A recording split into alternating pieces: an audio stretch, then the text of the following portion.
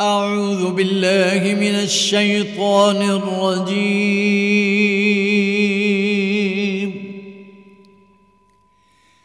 بسم الله الرحمن الرحيم.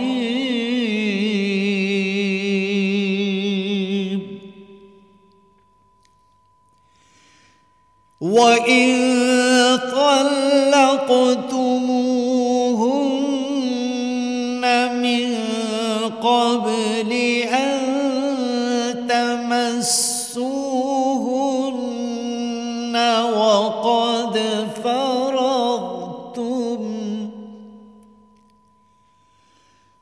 وقد فرضتم لهن فريضة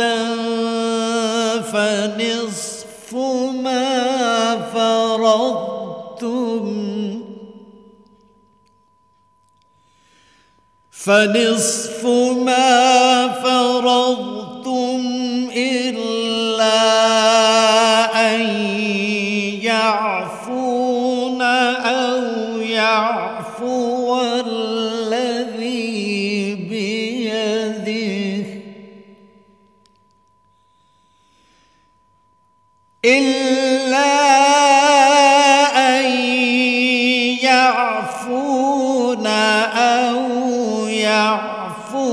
الذي بيده عقدة النكاح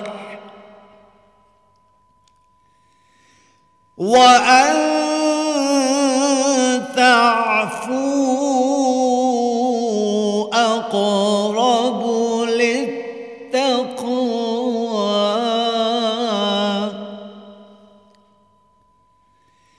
ولا تنسوا الفضل بينكم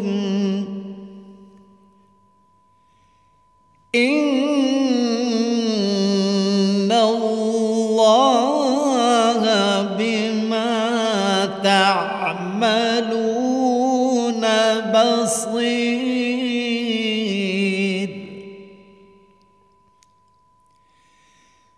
حافظوا على الصلوات والصلاة الوسطى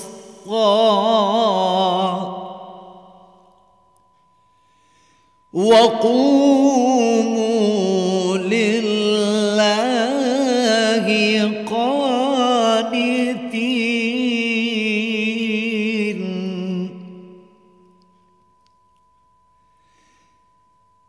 فإن خفتم فرجالا أو ركبانا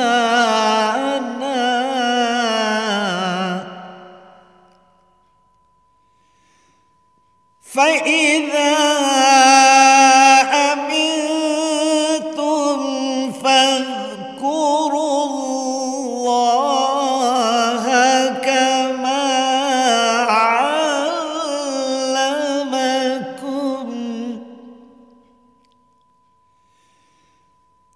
كما علمكم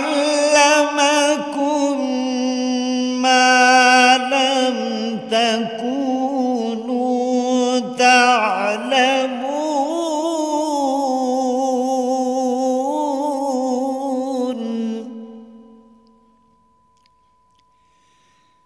والذين يتوفون منكم ويذرون أزواجا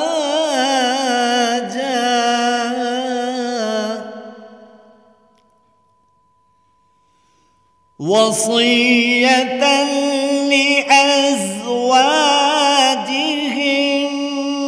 متاعا إلى الحول غير إخراج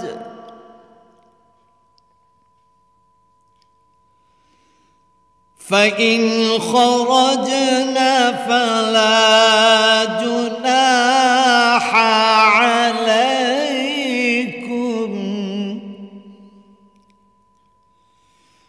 فلا جناح عليكم فيما فعلن في أنفسهن من معروف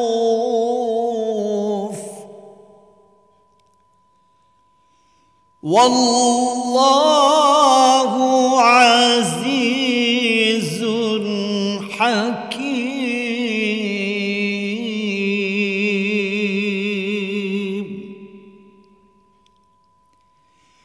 وللمطلقات متاع بالمعروف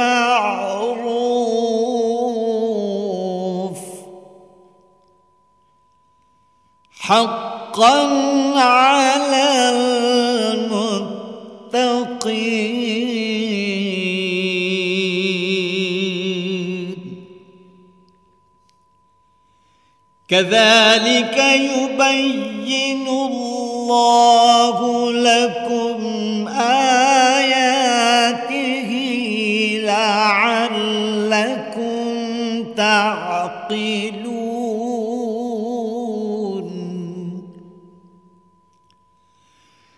ألم تر إلى الذين خرجوا من ديارهم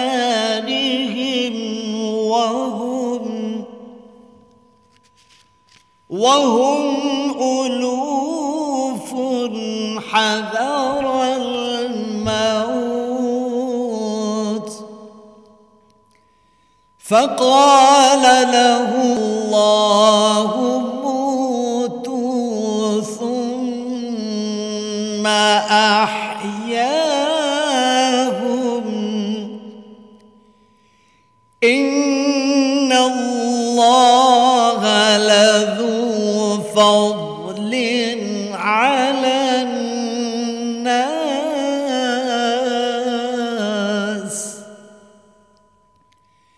ولكن أكثر الناس لا يشكرون. صدق الله العظیم. شروع اللہ کے نام سے جو بڑا مہربان نہایت رحم والا ہے. اور اگر تم عورتوں کو ان کے پاس جانے سے پہلے طلاق دے دو لیکن مہر مقرر کر چکے ہو تو آدھا مہر دینا ہوگا. ہاں اگر عورتیں مہر بخش دیں یا مرد جن کے ہاتھ میں عقد نکاح ہے چھوڑ دیں، اور اگر تم مرد لوگ ہی اپنا حق چھوڑ دو تو یہ پرہیزگاری کی بات ہے. اور آپس کے معاملات میں فیاضی کرنا نہ بھولو. کچھ شک نہیں کہ اللہ تمہارے سب کاموں کو دیکھ رہا ہے. نمازوں کی نگہداشت رکھو، خصوصاً بیچ کی نماز کی، اور اللہ کے آگے ادب سے کھڑے رہا کرو. اگر تم خوف کی حالت میں ہو تو پیادے یا سوار، پھر جب امن میں ہو جائے تو جس طریق سے اللہ نے تم کو سکھایا ہے جو تم پہلے نہیں جانتے تھے اللہ کو یاد کرو. اور جو لوگ تم میں سے مر جائیں اور عورتیں چھوڑ جائیں وہ اپنی عورتوں کے حق میں وصیت کر جائیں کہ ان کو 1 سال تک خرچ دیا جائے اور گھر سے نہ نکالی جائیں. ہاں اگر وہ خود گھر سے چلی جائیں اور اپنے حق میں پسندیدہ کام کر لیں تو تم پر کچھ گناہ نہیں، اور اللہ زبردست حکمت والا ہے. اور متعلقہ عورتوں کو بھی دستور کے مطابق نان و نفقہ دینا چاہیے، پرہیزگاروں پر حق ہے. اسی طرح اللہ اپنے احکام تمہارے لیے بیان فرماتا ہے تاکہ تم سمجھو. بھلا تم نے ان لوگوں کو نہیں دیکھا جو ہزاروں ہی تھے اور موت کے ڈر سے اپنے گھروں سے نکل بھاگے تھے تو اللہ نے ان کو حکم دیا کہ مر جاؤ، پھر ان کو زندہ بھی کر دیا. کچھ شک نہیں کہ اللہ لوگوں پر بڑا فضل کرنے والا ہے، لیکن اکثر لوگ شکر نہیں کرتے. وآخر دعوانا ان الحمد للہ رب العالمین. سامعین، آج ہم نے دوسرے پارے میں سورہ البقرہ کی آیات مبارکہ 237 تا 243 کی تلاوت و ترجمہ سننے کی سعادت حاصل کی۔ تلاوت کلام پاک کا شرف حاصل کر رہے تھے قاری وحید ظفر قاسمی۔ دعا ہے کہ اللہ تعالی ہمیں تلاوت قرآن اور اس کی تعلیمات کو سمجھ کر ان پر عمل کرنے کی توفیق عطا فرمائے۔ ہدیہ درود و سلام بحضور سرور کائنات صلی اللہ علیہ وآلہ وسلم۔ اللهم صل على محمد اللهم صل على محمد وعلى آله وصحبه وسلم اللهم صل على محمد اللهم صل على محمد وعلى آله وصحبه وسلم اللهم صل على محمد اللهم صل على محمد وعلى آله وصحبه وسلم۔ ارشاد رب العزت ہوا، آپ کہہ دیجئے کہ میں اپنے فائدے اور نقصان کا کچھ بھی اختیار نہیں رکھتا مگر جو اللہ چاہے، اور اگر میں غیب کی باتیں جانتا ہوتا تو بہت سے فائدے جمع کر لیتا اور مجھ کو کوئی تکلیف نہ پہنچتی۔ میں تو مومنوں کو ڈرانے والا اور خوشخبری سنانے والا ہوں۔ ابتدائے تمام تیری ہے، ابتدائے تمام تیری ہے، انتہائے تمام تیری ہے، انتہائے تمام تیری ہے، پستیاں ہیں تمام میرے لیے،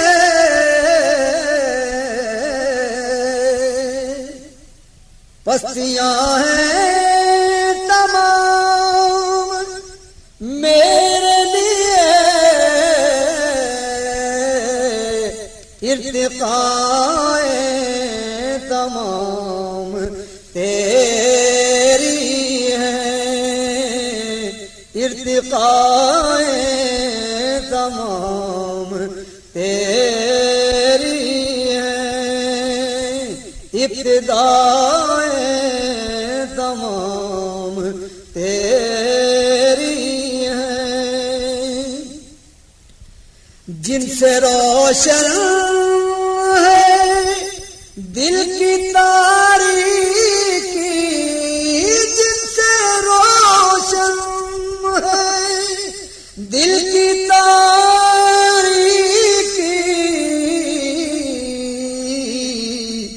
وہ ضیاء تمام تیری ہے، وہ ضیاء تمام تیری ہے، ابتداء تمام تیری ہے، سارے سجدے میری جبی کے لیے،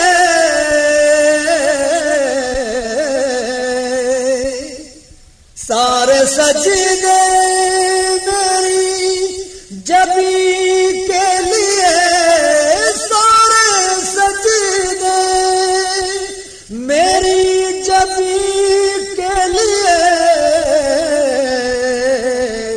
اور ثناء تمام تیری ہے، اور ثناء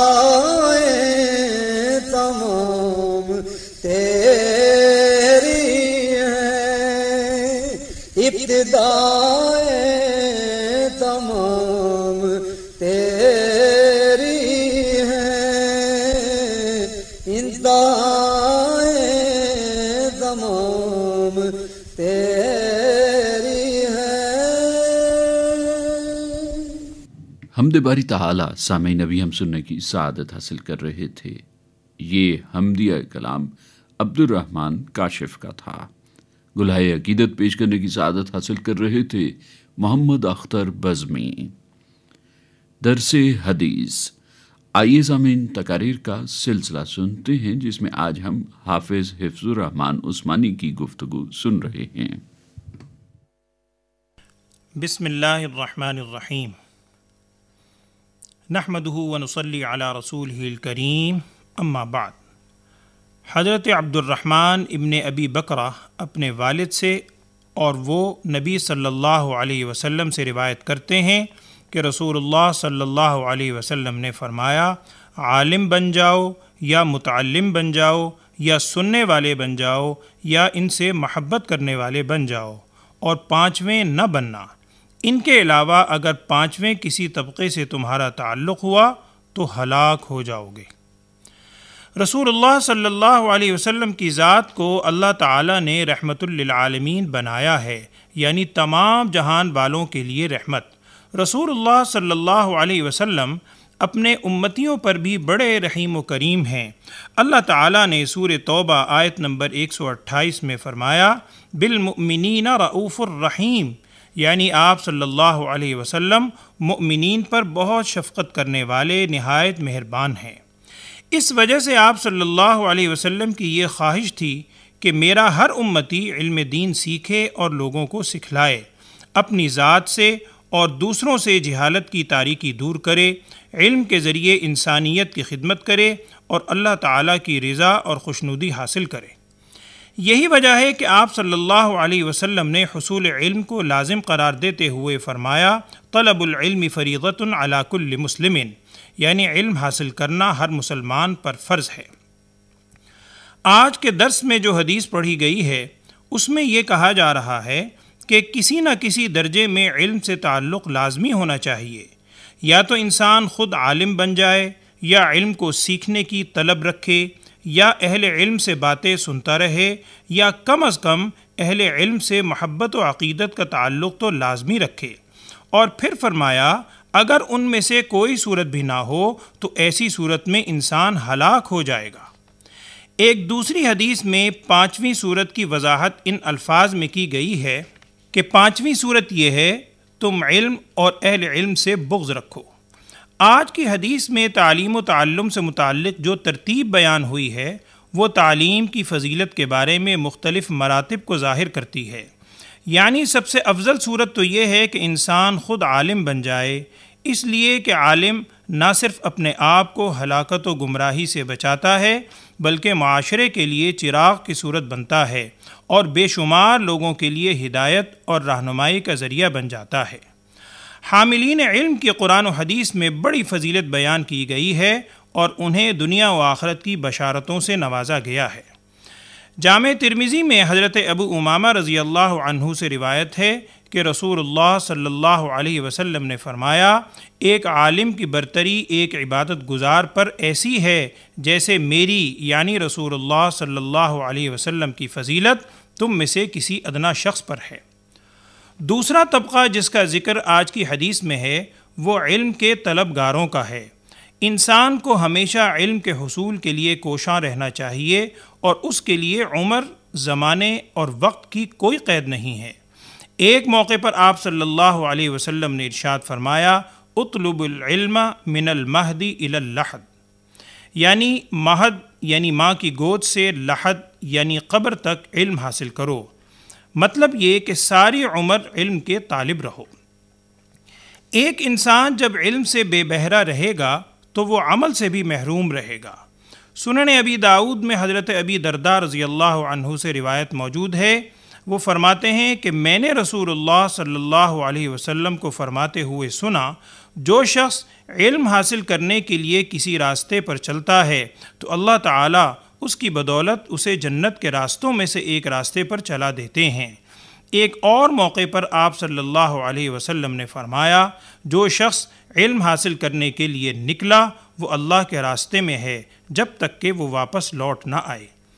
تیسرے نمبر پر آپ صلی اللہ علیہ وسلم نے فرمایا، اگر کوئی شخص اپنے آپ کو حصول علم کے لیے وقف نہیں کر سکتا تو جب اسے موقع اور فرصت ملے وہ علم والوں کی مجالس میں شریک ہو، علماء کی گفتگو سنے اور اپنے علم میں اضافہ فرمائے۔ آج کی زیر درس حدیث میں چوتھی صورت یہ بیان فرمائی کہ او محبن، یعنی اہل علم سے محبت کرنے والے بن جاؤ۔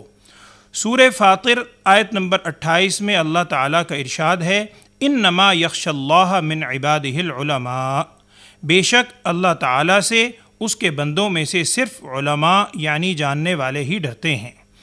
اسی طرح رسول اللہ صلی اللہ علیہ وسلم نے فرمایا، العلماء ورثۃ الانبیاء، یعنی علماء دین انبیاء کے وارث ہیں۔ معلوم ہوا کہ علماء سے محبت و عقیدت رکھنا بھی بہت بڑی سعادت ہے۔ آخر میں رسول اللہ صلی اللہ علیہ وسلم نے فرمایا، اگر تم اہل علم سے بغض رکھتے ہو تو ہلاک ہو جاؤ گے۔ یہ بات بھی ذہن میں رکھنی چاہیے کہ عالم وہی کہلاتا ہے جو باعمل ہو۔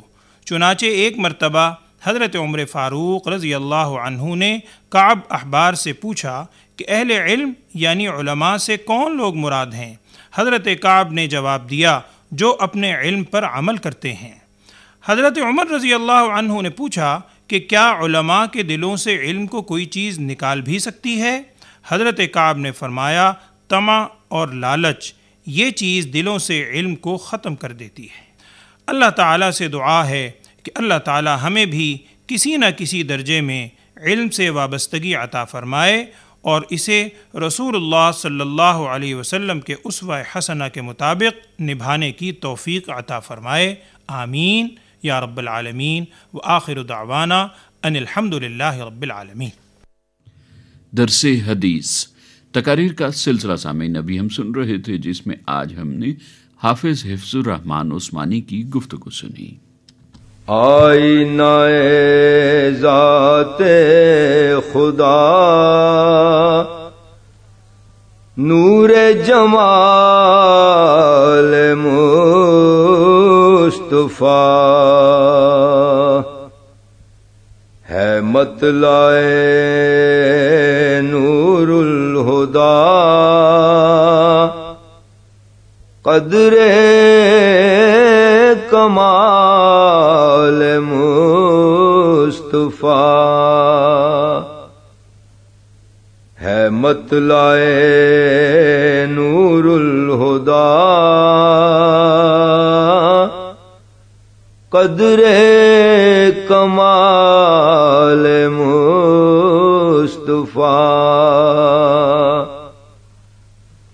وہ رحمت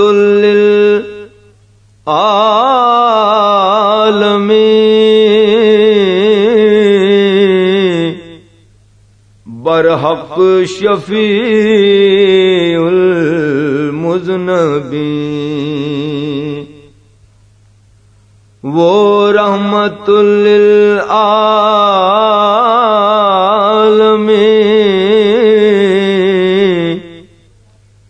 برحق شفیع المذنبین ہے، گفتائے رب العلا قول و مقال مصطفیٰ ہے، گفتائے رب العلا قول و مقال مصطفیٰ، وہ شاہد و مشہود حق محبوب اور مقصود حق ہے، دل برے ہر دل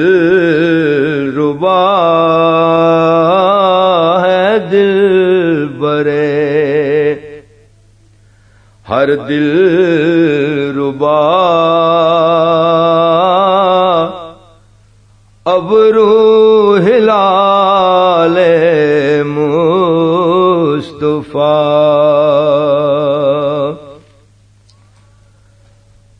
آ دیکھ یہ کون مکان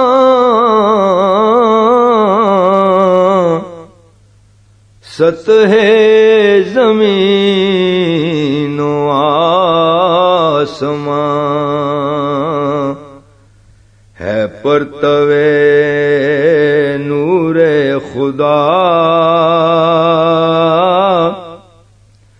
ذل زلال مصطفیٰ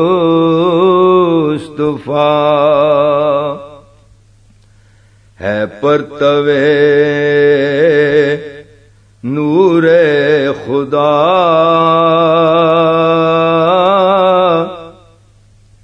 ذل زلال مصطفیٰ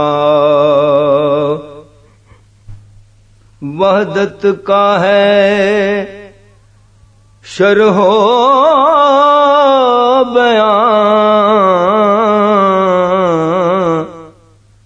جو کچھ ہے عالم میں عیاں کیا انبیاء کیا اولیاء سب ہیں عیال مصطفیٰ کیا انبیاء کیا اولیاء سب ہیں عیال مصطفیٰ ہے مطلع نور الہدی قدر کمال مصطفیٰ آئینہ ذات خدا نور جمال مصطفیٰ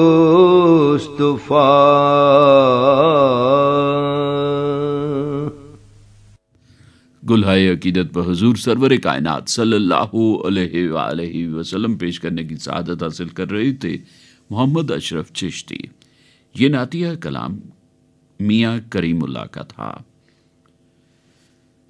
روشنی، آئیے سامعین اعلیٰ اخلاقی قدروں پر مبنی سلسلہ سنتے ہیں۔ آج کے روشنی کے سفر میں ہمارے ساتھ محو گفتگو ہیں جناب خالد رحمان۔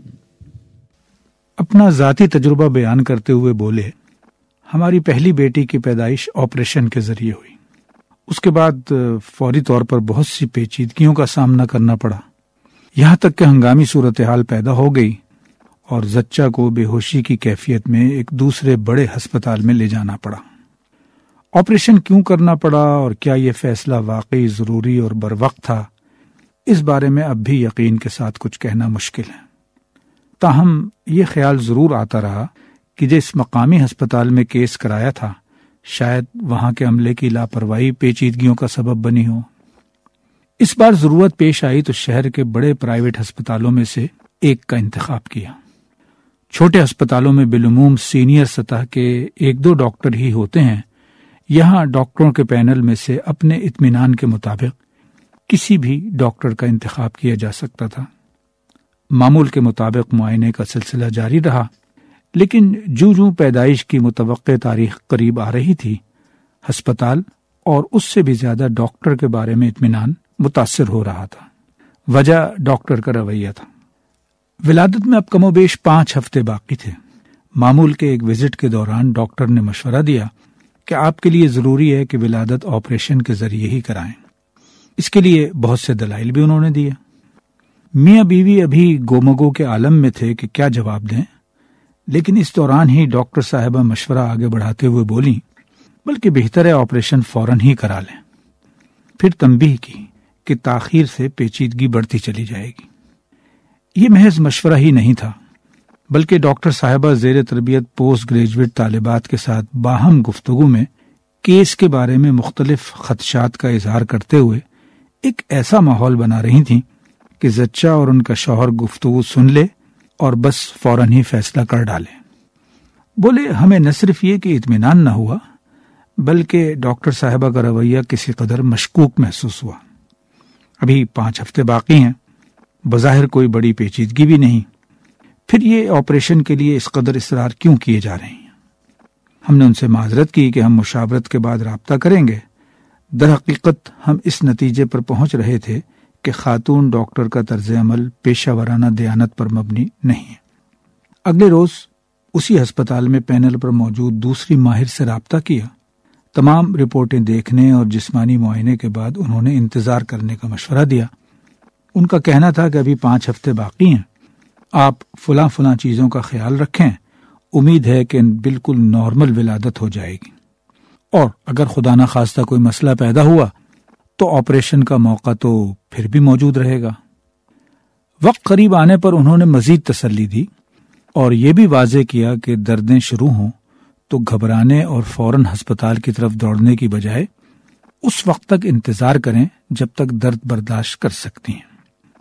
بلا شبہ اس طرح انتظار مشکل کام تھا، لیکن ڈاکٹر کے مثبت اور مشفقانہ رویے نے ہم میاں بیوی میں جو اعتماد پیدا کر دیا تھا، اس کے بعد ہم بآسانی اس پر عمل کرنے میں کامیاب رہے۔ پھر بتایا کہ رات کے پہلے پہر درد کا آغاز ہوا، لیکن ڈاکٹر کے مشورے کے مطابق ہم نے انتظار کیا۔ تاہم اگلے روز صبح اسپتال میں داخل ہونے کے بعد سے لے کر شام تک ولادت نہ ہوئی تو تھک ہار کر زچہ نے خود آپریشن کے لیے کہنا شروع کر دیا۔ لیکن ڈاکٹر صاحبہ نے ایک بار پھر خود معائنہ کیا اور رائے دی کہ جہاں اتنا انتظار کیا ہے وہاں کچھ دیر اور صبر کر لو۔ چند گھنٹوں میں بالکل نارمل طریقے سے ولادت ہو گئی۔ رات کا وقت تھا۔ صبح ایک بار پھر زچہ اور نومولود کے معائنے کے بعد ہسپتال سے ڈسچارج کر دیا گیا۔ ہسپتال ایک ہی تھا اور وارڈ بھی ایک ہی تھا۔ مریض کا رابطہ بھی ایک ہی کیس کے سلسلے میں ہو رہا تھا۔ البتہ اس دوران ہونے والے رابطوں میں جن 2 ڈاکٹروں سے سابقہ پڑا، ان کے طرز عمل میں زمین و آسمان کا فرق سامنے آیا۔ ہسپتال میں تقرری سے لے کر کارکردگی کی جانچ پڑتال اور کام کے قواعد و ضوابط کے اعتبار سے دونوں ڈاکٹر ایک ہی نظام اور عمل سے گزر رہی تھیں۔ معاوضہ بھی یکساں ہی ہوگا، لیکن ان کے رویے میں اس فرق سے واضح تھا کہ پیشہ ورانہ اخلاقیات کا تعلق محض قانون اور قواعد و ضوابط سے نہیں، بلکہ ہر انسان کی اپنی شخصیت اور اس کی اخلاقی تربیت سے ہوتا ہے۔ اس تربیت کا آغاز اول گھر اور والدین کے ذریعے ہوتا ہے۔ ایمان، دیانت و امانت اور صداقت کا جو سبق اس دور میں ملتا ہے وہ زندگی بھر اثر انداز ہوتا ہے اور خود والدین کے لیے بھی صدقہ جاریہ کا باعث بنتا ہے۔ روشنی اعلیٰ اخلاقی قدروں پر مبنی سلسلہ سامعین ابھی ہم سن رہے تھے، جس میں آج ہم نے خالد رحمان کی گفتگو سنی۔ اے امیر حرم، اے شہید و سرا، دین و دنیا میں بس ایک تیرا آسرا۔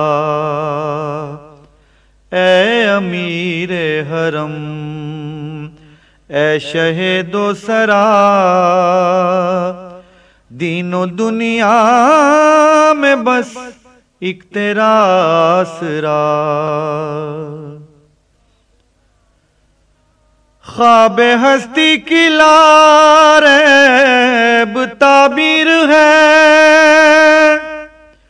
تو کے سیرت میں قرآن کی تفسیر ہے، تو کے محبوب ہے، تجھ سے منسوب ہے، میری صبح اذان، میری شام دعا۔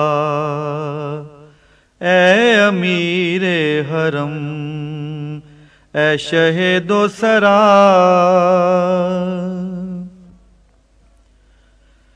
چاند انگلی تیری کی اطاعت کرے،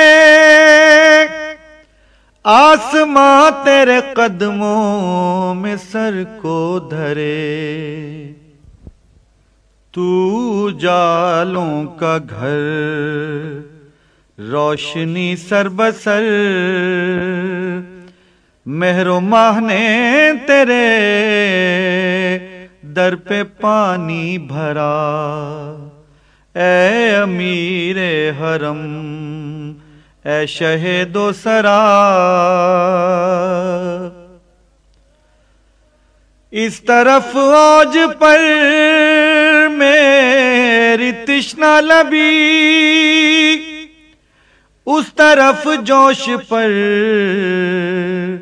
تیری دریا دلی، تو سراپا کرم سید محترم،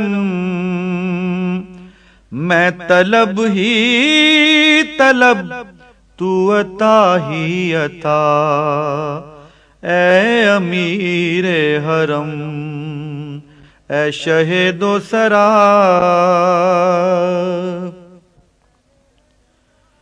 جل رہے ہیں جدائی کی دوپہر میں، جی رہے ہیں مگر عرصۂ دہر میں، ایک نظر یا نبی اس طرف بھی کبھی، کب سے ویران ہے دل کا غار ہرا، اے امیر حرم، اے شہید و سرا، دین و دنیا میں بس ایک تیرا آسرا، اے امیر حرم، اے شہید و سرا۔ ہدیہ نعت بحضور سرور کائنات صلی اللہ علیہ وآلہ وسلم پیش کرنے کی سعادت حاصل کر رہے تھے مرغوب حمدانی۔ سامعین، یہ نعتیہ کلام اعزاز احمد آزاد کا تھا۔ آپ نے پوچھا ہے، آئیے سامعین سلسلہ سنتے ہیں جس میں آپ کے دینی اور سماجی مسائل کے حوالے سے پوچھے گئے سوالات کے جوابات قرآن و سنت کی روشنی میں دے رہی ہیں ڈاکٹر حبیب الرحمان عاصم۔ بسم اللہ الرحمن الرحیم۔ آج کے اس پروگرام کے حوالے سے ہمیں سمن آباد ضلع رحیم یار خان سے محمد صادق عباسی صاحب نے یہ خط لکھا ہے۔ آپ لکھ رہے ہیں کہ میں ایک عرصے سے پروگرام حی علی الفلاح سن رہا ہوں، لیکن خط پہلی بار لکھ رہا ہوں، اور پھر پوچھتے ہیں کہ کیا ہم غیر مسلموں کے ساتھ تعلق رکھ سکتے ہیں جبکہ خدا اور رسول کے وہ لوگ دشمن ہیں؟ اس بارے میں آپ رہنمائی فرمائیں۔ جناب صادق عباسی صاحب، یہ بات درست ہے کہ بہت سارے مشرکین، بلکہ سارے ہی مشرکین جو اللہ کو نہیں مانتے، وہ اللہ اور اس کے رسول صلی اللہ علیہ وسلم کے ساتھ کسی نہ کسی انداز میں عداوت رکھتے ہیں، دشمنی رکھتے ہیں، اور جس کو موقع ملتا ہے وہ اپنی دشمنی کا اظہار بھی کرتا ہے، مسلمانوں کو نقصان بھی پہنچاتے ہیں وہ لوگ، اللہ اور اس کے رسول کا مذاق بھی اڑاتے ہیں، توہین بھی کرتے ہیں۔ یہ بہت سارے کام ان سے سرزد ہو رہے ہیں، اس میں کوئی شک نہیں ہے، اور آج کی بات نہیں ہے، یہ موسیٰ علیہ السلام کے زمانے سے پہلے باقاعدہ یہ کام شروع ہو چکا تھا، اور یہود نے بطور خاص اس کام کو اپنا وتیرہ بنا لیا تھا، اپنی ایک عادت بنا لی تھی، جس کا ذکر قرآن مجید میں باقاعدہ کیا گیا ہے، اور انہیں سرزنش کے طور پر کہا گیا کہ تم وہ لوگ ہو کہ جو اللہ اور اس کے رسول کے ساتھ دشمنی کرتے ہو، اللہ کی آیات کا، اس کے رسولوں کا مذاق اڑاتے ہو، اللہ کے رسولوں کو قتل کرتے ہو۔ تو یقیناً ان کے ساتھ معاملات کے بارے میں اللہ کی طرف سے حکم آیا کہ تم انہیں دوست مت بناؤ، لیکن اگر ہم کسی بھی ایک آیت کو بنیاد بنا کر فیصلہ کریں گے تو وہ معاملہ درست نہیں ہوگا۔ اس حوالے سے ہمیں پورے قرآن مجید کو اور رسول اللہ صلی اللہ علیہ وسلم کی حیات طیبہ کو دیکھنا چاہیے، اور پھر اندازہ لگانا چاہیے کہ ہمیں اس معاملے میں کیا کرنا ہے۔ ہم یہ دیکھتے ہیں کہ مکہ میں رسول اللہ صلی اللہ علیہ وسلم جب رہے تو مشرکین جو آپ کے مخالف تھے ان کے ساتھ آپ کا معاملہ اور طرح کا تھا، اور جو مشرکین آپ کے مخالف نہیں تھے، آپ کے راستے میں رکاوٹ نہیں بنتے تھے، ان کے ساتھ معاملہ کچھ اور تھا۔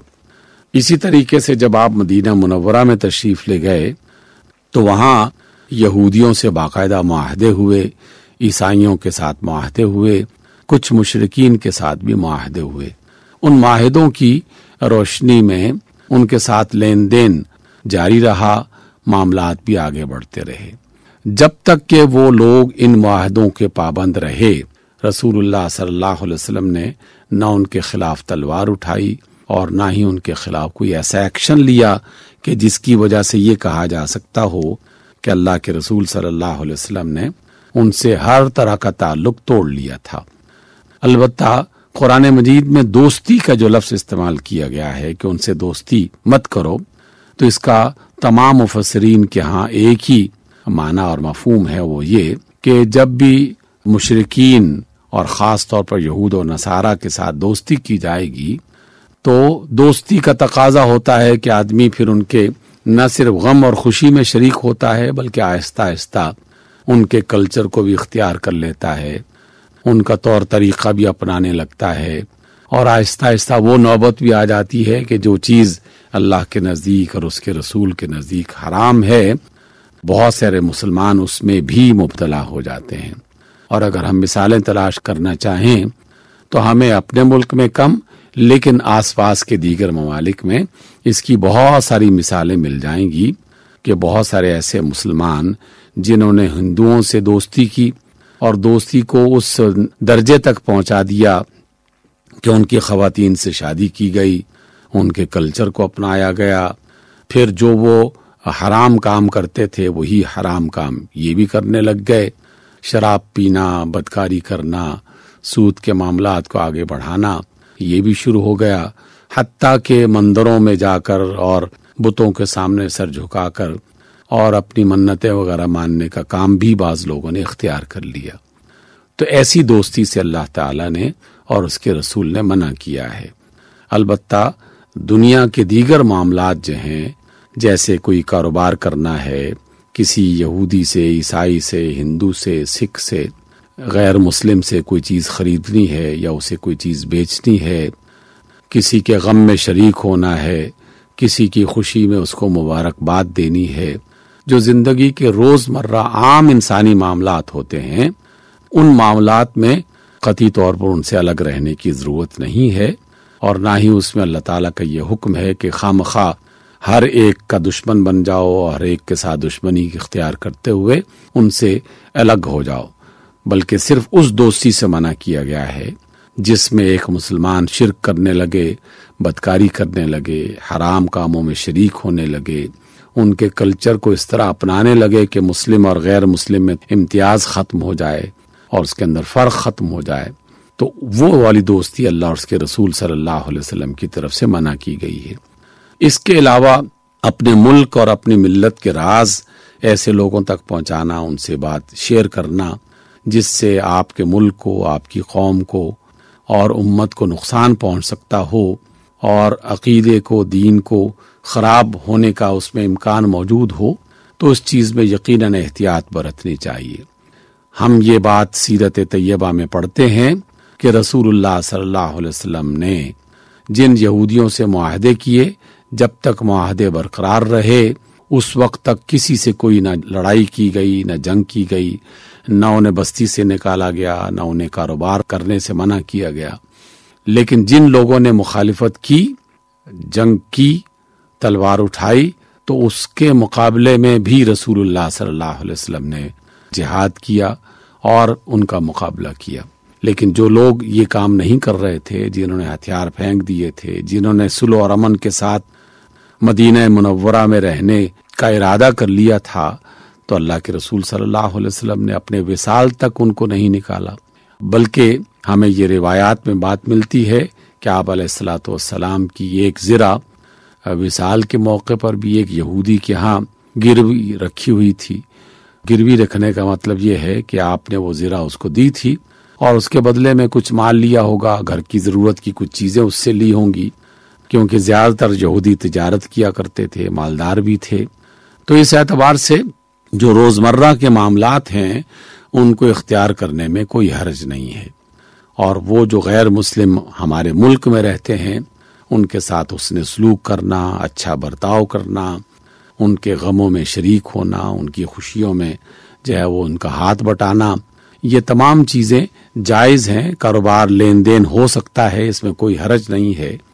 بس ان کی عادات کو، ایسی عادات کو نہ اپنایا جائے کہ جو عادات اسلام نے منع کر رکھی ہیں، جس میں شرک اور اس طرح کی حرام باتیں شامل ہو جائیں، ان سے گریز کیا جائے، اور کسی کو اپنے ہاتھ سے اور اپنی زبان سے اذیت نہ پہنچائی جائے، تکلیف نہ دی جائے۔ تو اس اعتبار سے جناب صادق عباسی صاحب غیر مسلموں کے ساتھ اچھا برتاؤ کرتے ہوئے انہیں اسلام کے قریب لانے کی کوشش کرنی چاہیے، نہ کہ علیحدگی اختیار کر کے الگ ہو جائے بندہ اور انہیں اللہ کی اور اس کے رسول کی بات بھی نہ بتائے۔ اگر ان تک حق نہیں پہنچائیں گے تو یقیناً وہ بھی حق کے قریب نہیں آئیں گے۔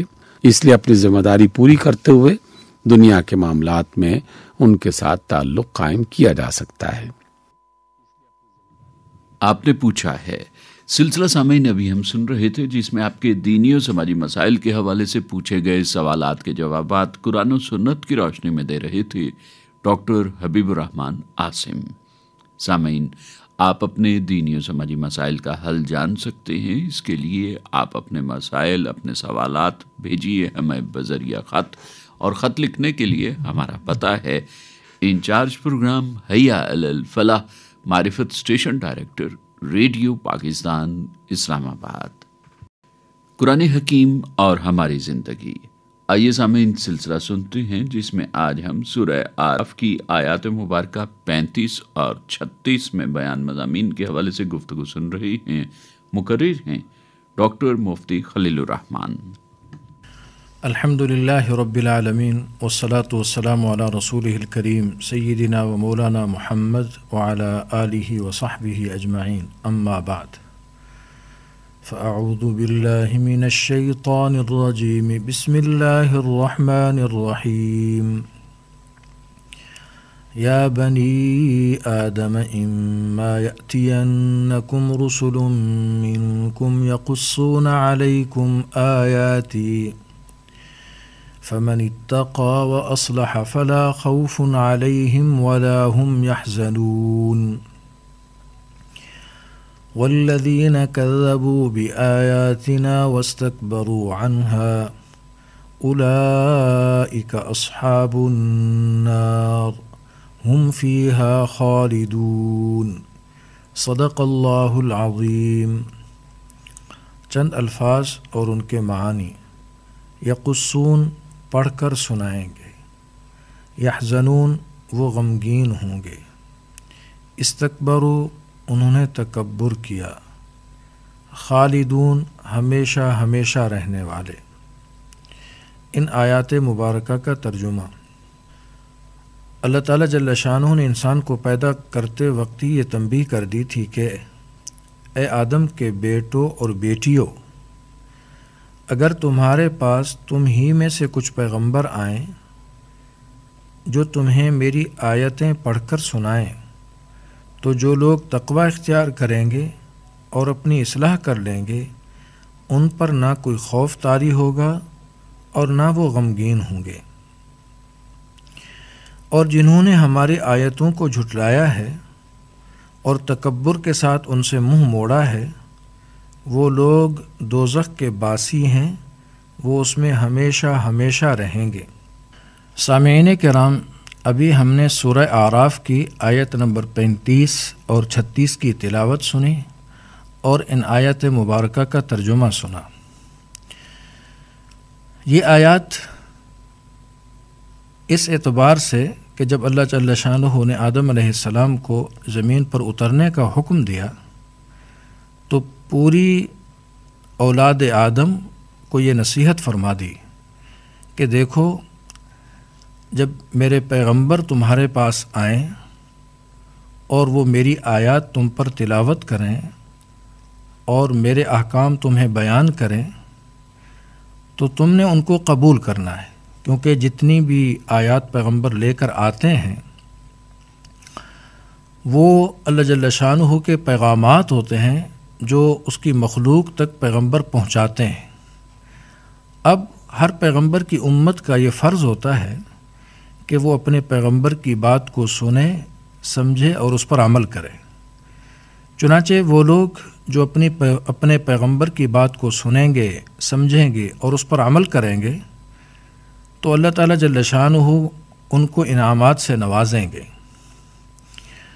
اور اللہ تعالیٰ جل شانہ ان کو اپنے انعامات سے نوازیں گے۔ اس کے اندر دو چیزیں شامل ہوں گی۔ پہلی بات یہ کہ ان پر کوئی خوف نہیں ہوگا اور وہ غمگین نہیں ہوں گے۔ نمبر ایک، ان پر کوئی خوف نہیں ہوگا، دوسرے وہ غمگین نہیں ہوں گے۔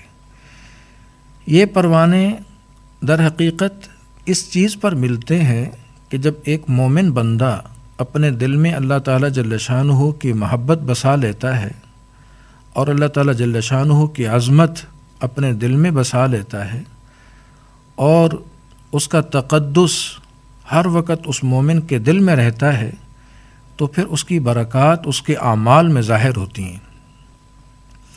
چنانچہ اب وہ اپنے اعمال و اخلاق کی بھی اصلاح کرتا ہے۔ چنانچہ فرمایا فمن اتقى واصلح، کہ وہ شخص جو پرہیزگار بن گیا، متقی بن گیا اور اس نے اپنے اعمال و اخلاق کی اصلاح کر لی۔ اعمال و اخلاق کی اصلاح یہی ہے کہ اللہ تعالیٰ جل شانہ کے احکام کے مطابق زندگی گزارے اور اپنے پیغمبر کے طریقے کے مطابق اپنا رہن سہن، اپنی چال چلن اور اپنے معاملات کو لے کر چلے۔ جس شخص میں یہ بات آ جاتی ہے تو پھر اس کے دل سے خوف اٹھ جاتا ہے اور اس کی زندگی سے غم چلا جاتا ہے۔ اگرچہ یہ دنیا ہے، اس میں حوادث بھی آتے ہیں، اس میں پریشانیاں بھی آتی ہیں، اس میں غم بھی آتے ہیں، لیکن ایک مومن بندہ اس کی نظر اللہ تعالیٰ جل شانہ کی حکمت پر اور اللہ تعالیٰ جل شانہ کے حکم پر رہتی ہے، کیونکہ اللہ تعالیٰ جل شانہ کا کوئی حکم حکمت سے خالی نہیں ہوتا، اور وہ سمجھتا ہے مسلمان بندہ، مومن بندہ، کہ جو میرے اوپر تکلیف آئی ہے، جو میرے اوپر پریشانی آئی ہے، اس میں اللہ تعالیٰ جل شانہ کی کوئی نہ کوئی حکمت ضرور ہے، اور جب حکمت ہے اور حکمت ظاہر ہے ایسی ہے جس میں بندے کا فائدہ ہے، اللہ تعالیٰ جل شانہ